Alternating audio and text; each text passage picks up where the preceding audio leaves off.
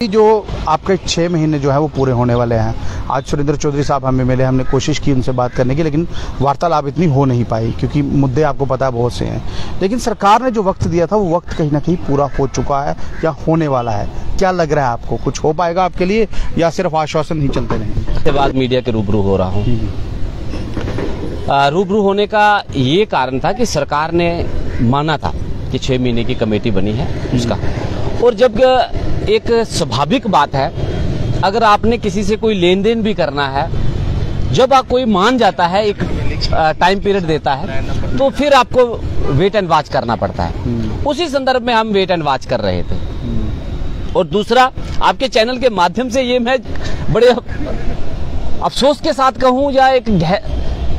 गहरे सांस लेकर के ये बात कहूंगा कि ना जाने बादलों में कौन सी ऐसी साजिश हुई,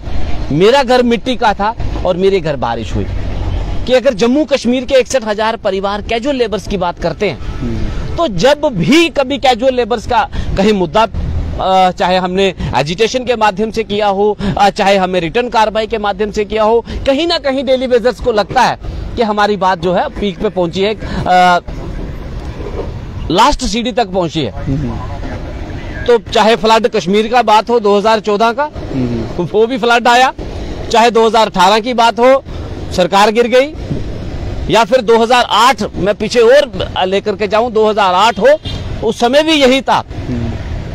माननीय गुलाम नबी आजाद साहब मुख्यमंत्री थे और कहीं ना कहीं हमारे मसले को, डेली वेजर्स के इशू को लेकर के ट्रैक पे पहुंची थी बात, कि इसको सॉर्ट आउट करने का बात चल रही थी। लेकिन ऐसा हुआ,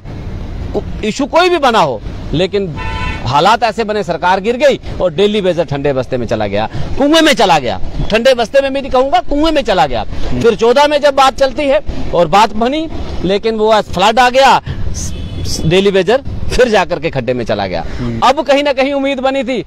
तो अब भगवान की तरफ से ही मैं कहूंगा इसमें आसमानी आपदा आ गई। अब जम्मू कश्मीर के फ्लड जम्मू में आ गया, कश्मीर में कुछ एक एरिया फ्लड आ गया। मतलब इस तरीके का एक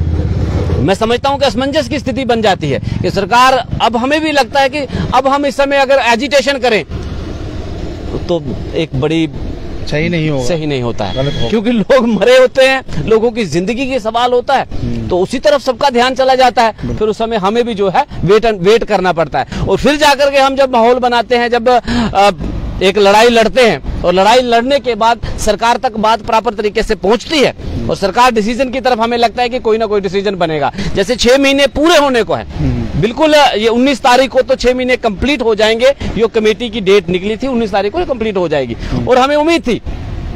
और हमने पूरा प्रयास करना है। मैं आपके चैनल के माध्यम से कह रहा हूं, 15 अगस्त के बाद हमारी पूरी तैयारी थी, जिसमें all Jammu Kashmir casual labour United front की पूरी टीम, जिसमें जम्मू प्रोविंस के भी मेरे लगभग 7-8 डिपार्टमेंट, जो मुख्य डिपार्टमेंट हैं, उनके रिप्रेजेंटेटिव, उसके बाद कश्मीर डिवीजन से मेरे जो साथी हैं उनके रिप्रेजेंटेटिव, हमने जो है चीफ सेक्रेटरी साहब से भी मुलाकात करने का सिलसिला बनाया था और सीएम साहब तक भी मुलाकात का सिलसिला बनाया था। लेकिन हालात ऐसे बन गए, रोड बंद हो गए, बारिशें लग गई, ऐसे कारण कुछ बन गए कि घर से निकलना भी, देखिए परिवार भी एक जिम्मेवारी है। माना कि अब डेली वेजर्स मेरे साथी कुछ सोच रहे होंगे कि पवन जी बड़े अरसे के बाद आए हैं, क्यों नहीं घर से बाहर निकले हैं, क्या आगे प्लान है, मीडिया में भी नहीं आए हैं। तो मैं आपके चैनल के माध्यम से ये कहूंगा कि परिवार की भी एक जिम्मेवारी है, और हर परिवार चाहता है कि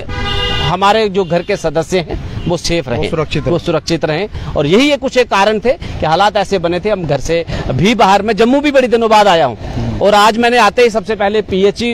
वर्कर्स वेलफेयर एसोसिएशन, जो मेरी पीएचई के अंदर मेरे डेली वेजर्स की एसोसिएशन है, जो जहां पर हम आज मीटिंग की और सभी साथी लगभग वहां पर बैठे थे, डिस्कशन हुआ कि किस तरीके से, और ये बात मैंने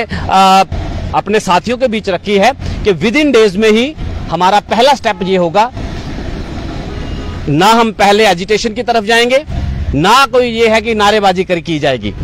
पहला स्टेप ये होगा कि हमने जो चीफ सेक्रेटरी साहब हैं, जिनकी क़यादत में जो कमेटी बनी है, टाइम पीरियड पूरा होने के बाद,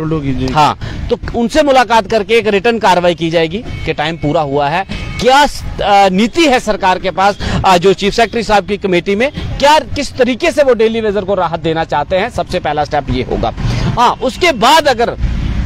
नहीं कोई पॉजिटिव रिस्पांस मिलता है तो फिर जो है कदम जो है एजिटेशन की तरफ या कोई और जो है टूल डाउन हमारे पास जो हथियार बचता है। जैसे मैं अक्सर कहा करता हूं कि मजदूर की जब सुनवाई नहीं होती है तो मजदूर के पास अंतिम हथियार रहता है